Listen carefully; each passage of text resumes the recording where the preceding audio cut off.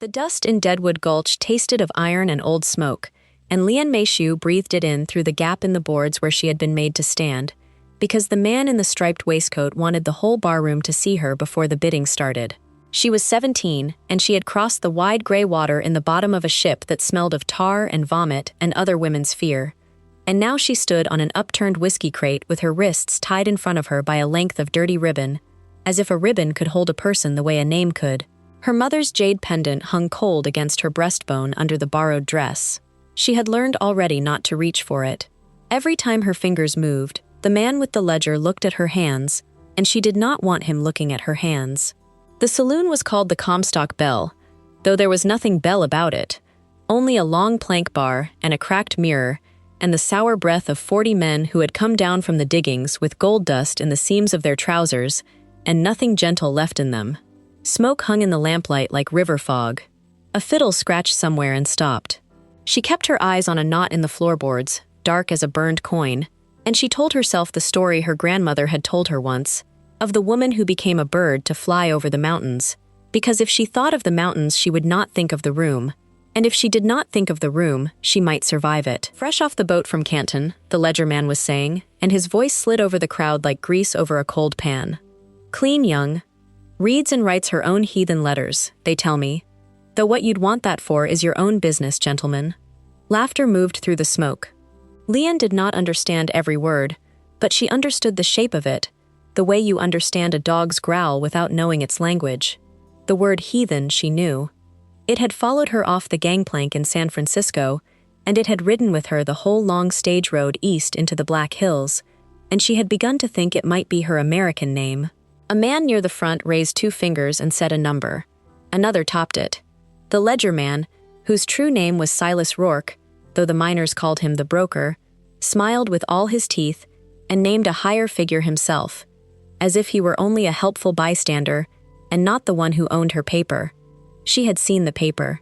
It was folded 3 times in his breast pocket, and it had her price written on it in a hand she could not read, and beneath the price, though she did not know this yet, was written the sum of a debt her uncle had signed away in a gambling house in Guangzhou to a man he had never met, a debt that had somehow become her body standing on a crate in a mining town at the far edge of the world. The bidding climbed. $50. 70.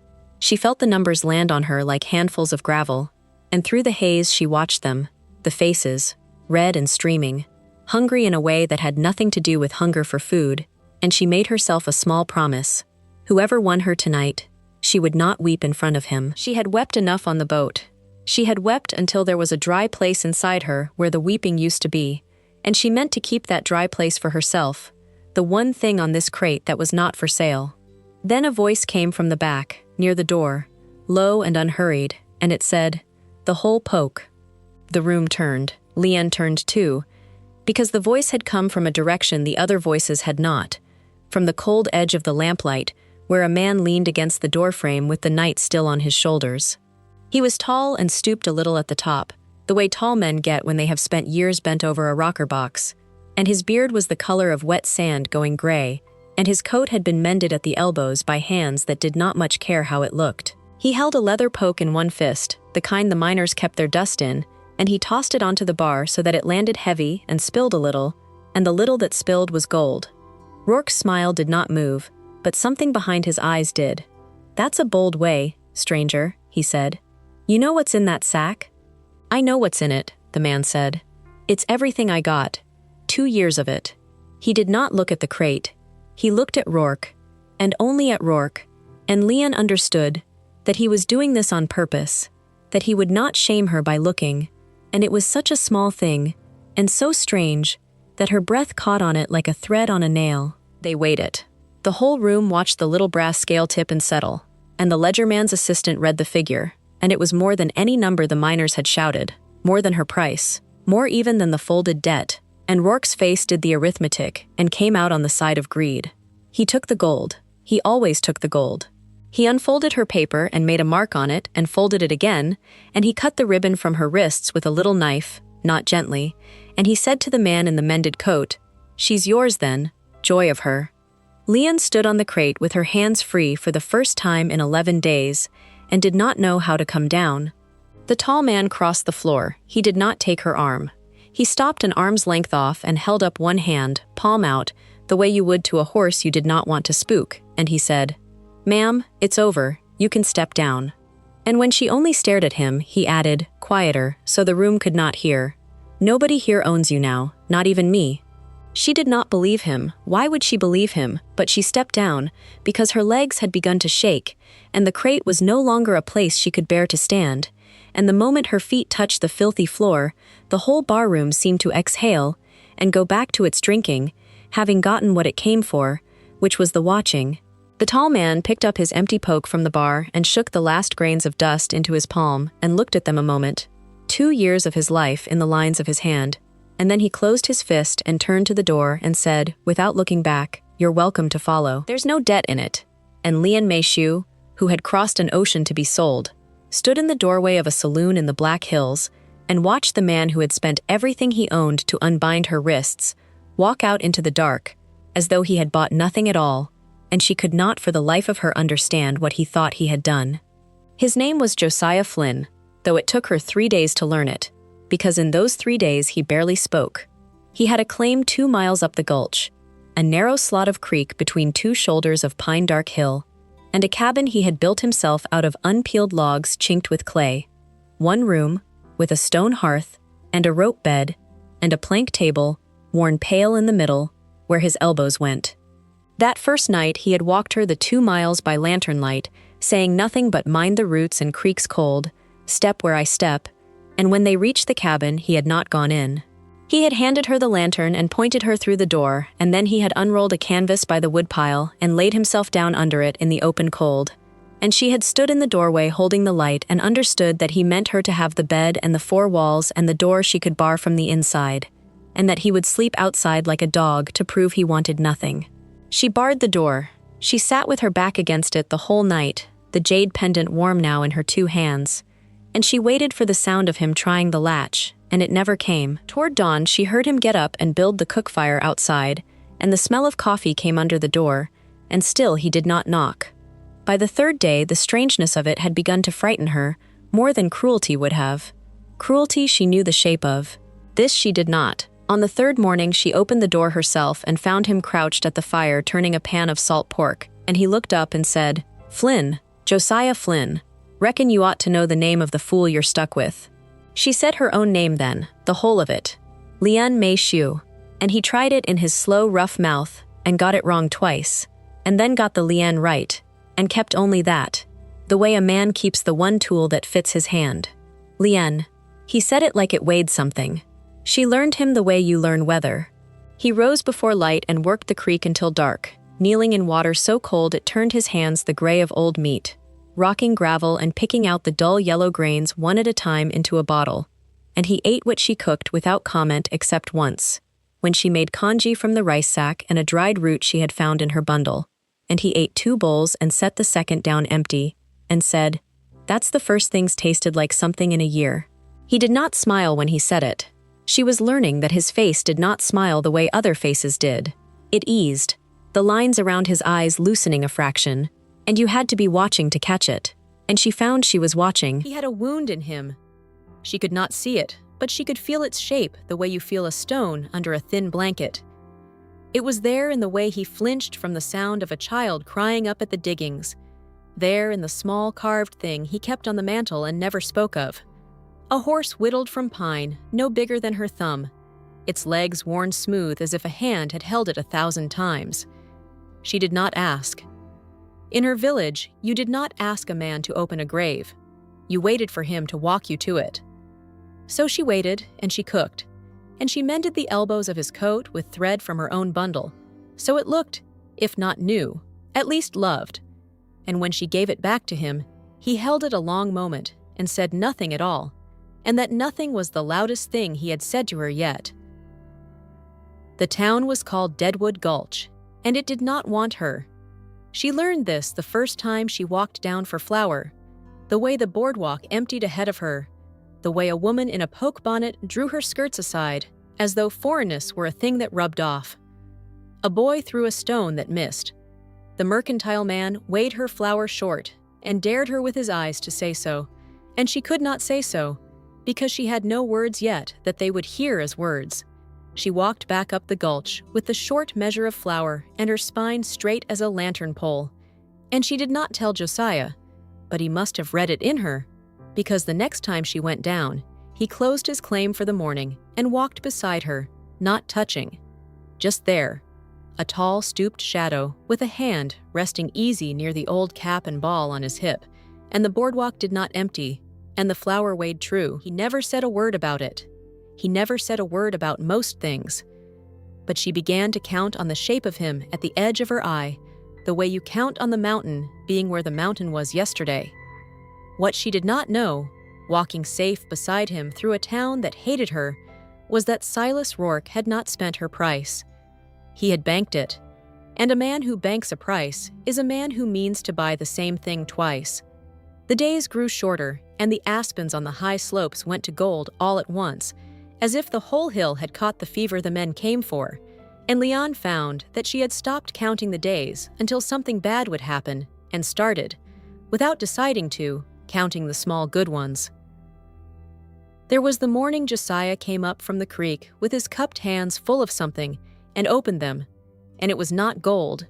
It was a bird's nest, tiny, woven of moss and horsehair, blown down in the night, and he set it on the table in front of her as gravely as if it were a coronet, because he had seen her stop to look at such things and had remembered.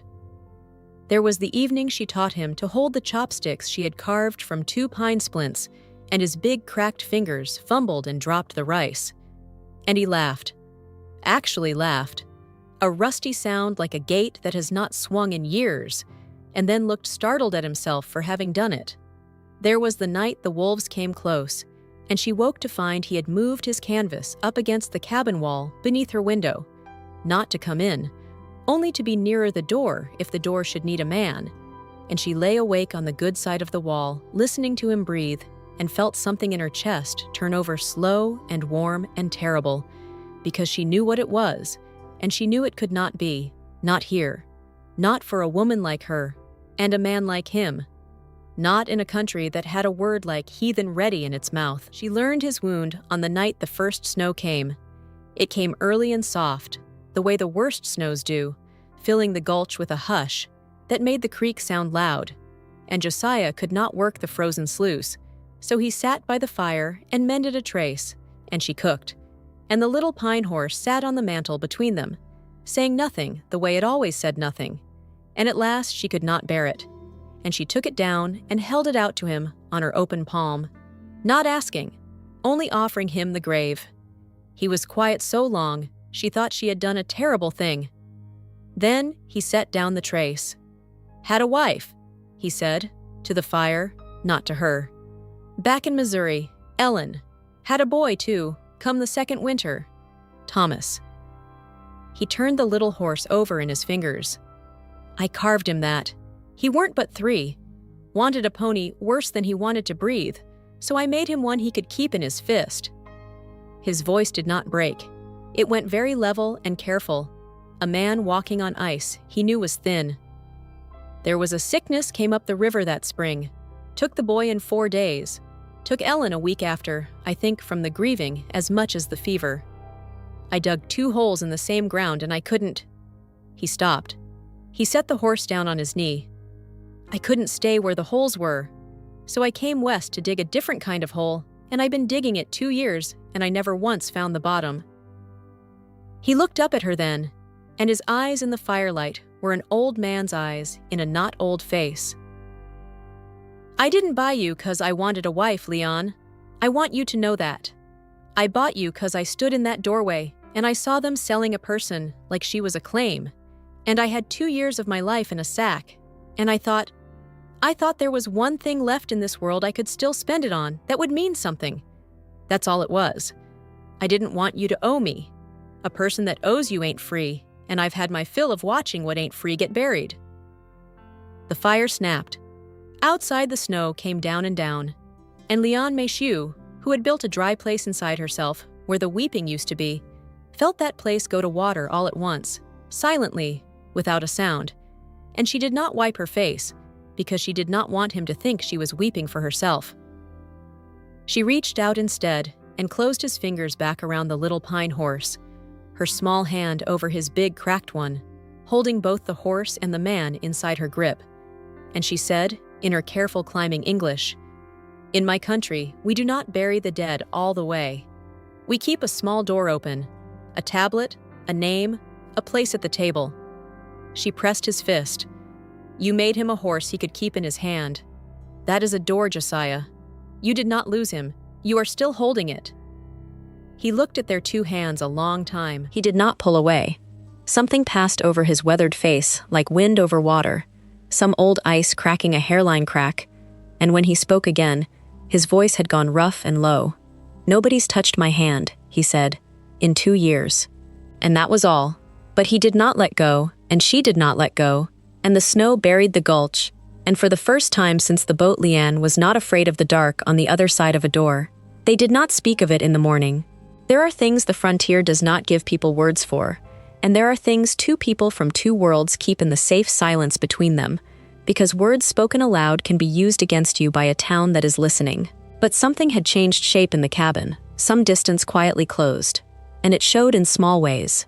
The way he began to leave the door open when he mended the fire so she would not feel shut in. The way she began to hum, very low, the mountain crossing song her grandmother sang, and how he would go still to listen without letting her see him listen. Winter deepened. He taught her to read the tracks in the snow, fox and rabbit, and the wide splayed step of the elk.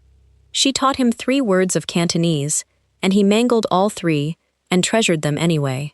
She stitched him a shirt from cloth traded for her kanji at the one Chinese store down in the flat where 24 of her countrymen kept a laundry and a joss house behind a red door, and when she brought it back up the gulch, she found she thought of the cabin, now, as up, and the whole rest of the world as down, and she did not examine too closely what that meant. Then, in the thaw, Silas Rourke came up the gulch.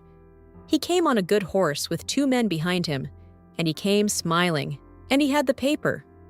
Not her old paper. A new one, drawn up by the one lawyer in Deadwood, and he sat his horse in the melting yard and read it out in a voice pitched to Carrie, that the debt of one Lian Meishu, contracted in Guangzhou, province of Guangtung, in the amount thereupon stated, remained the property of the undersigned, and that the sale in the Comstock Bell had transferred only her service for a season, and that the season being ended, her indenture reverted, and that any man interfering with the lawful recovery of contracted property would answer to the law and to the Vigilance Committee both. It was a lie built like a house, every board of it false, and the whole thing standing anyway, because it had the shape of law, and the town wanted it to be true. Josiah came out of the cabin slow, wiping his hands on a rag, and stood between Rourke's horse and the door, and Leanne watched from the window with her heart going like a bird against the boards. "She's not property," Josiah said. "I stood in your saloon, and I paid her price, and you cut her ribbon in front of 40 witnesses." "You paid a season's wage," Rourke said pleasantly. "Read the paper, Flynn, or have somebody read it to you. The debt's mine. It was always mine. A Chinaman's contract don't dissolve because a lovesick placer rat feels tender about it." He leaned on his saddle horn. "Now, I'm a reasonable man. That was a rich poke you weighed out." "Rich enough I'd near forgot it. Tell you what, you hand her down peaceable, and I'll call the season paid and we're square. Or you keep her, and I go to the committee, and they hang men in this camp for less than harboring stolen goods. He let that sit, and after they've stretched your neck, I take her anyhow. And she's had a worse winter for nothing. Think on the boy, Flynn. He did not know about the boy. He could not have known. It was only a phrase, a frontier man's careless jab. But Leanne saw it land on Josiah's back like a whip, saw the tall, stooped shoulders go rigid, and she understood that Rourke had accidentally struck the one place in Josiah that could not bear striking, and that it was going to make something happen.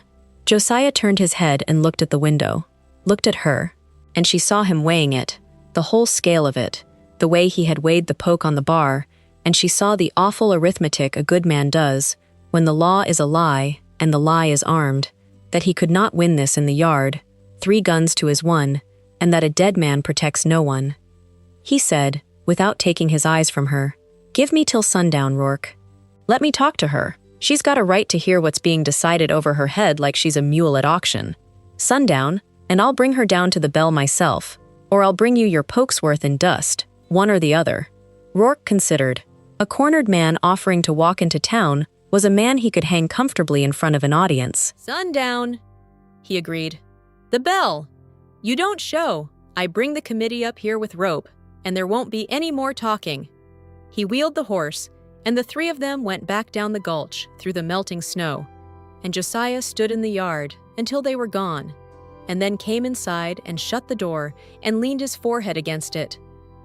I'm not giving you back, he said to the wood. I need you to know that first, whatever else. I'm not doing it.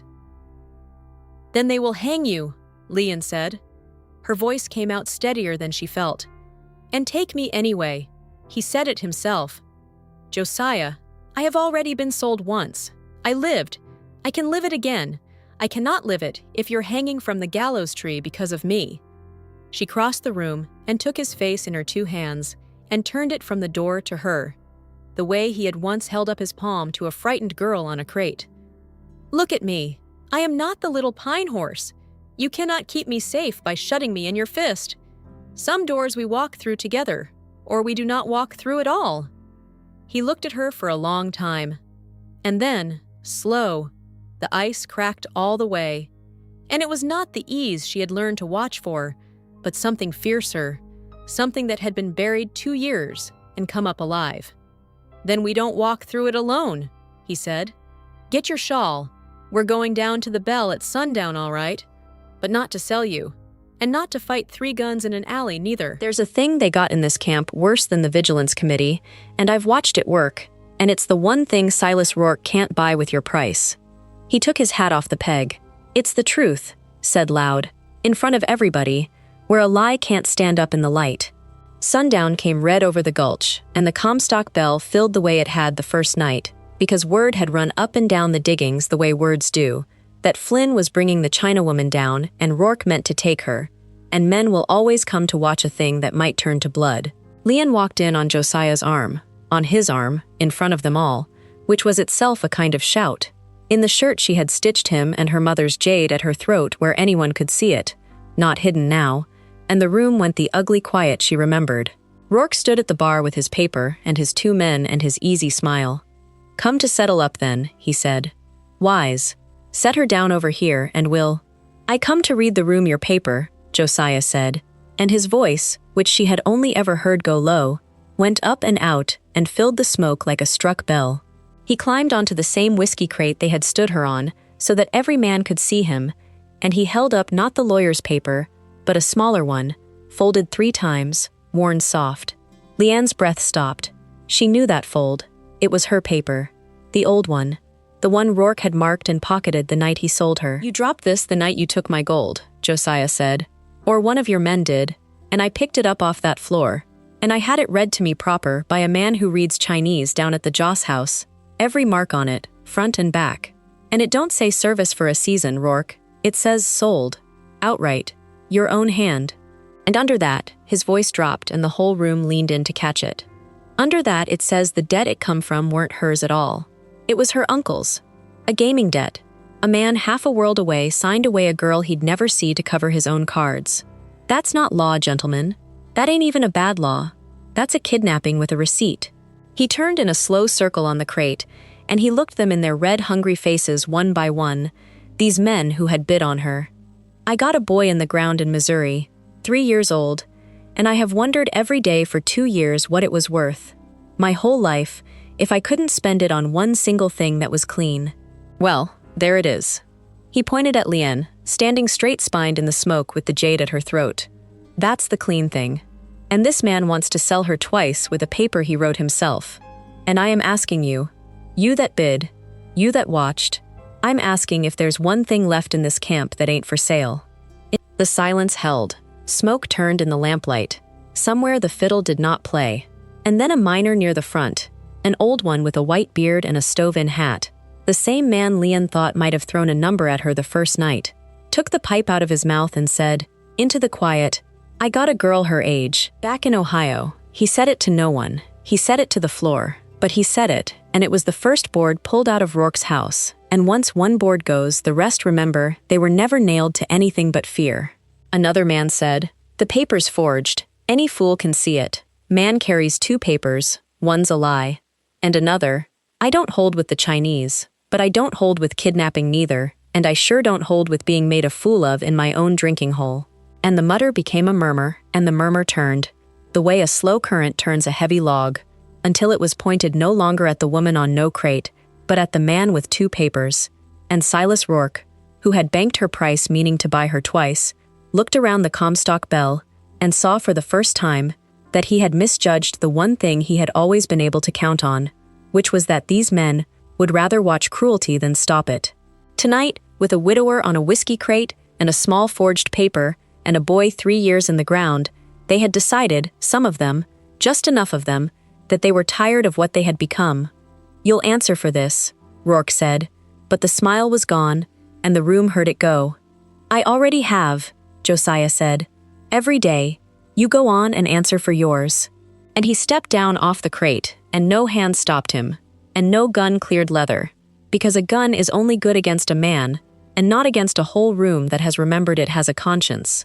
And he took Leon's arm again, and they walked out through a crowd that parted, not warm, not yet, but ashamed, which is the road Warm sometimes has to travel first. The Vigilance Committee, when it convened on Rourke, for the forged instrument, for the theft dressed as law, and by the time the aspens leafed out green, he had ridden out of the Black Hills one jump ahead of the rope he had meant for Josiah, and Leon never saw his striped waistcoat again.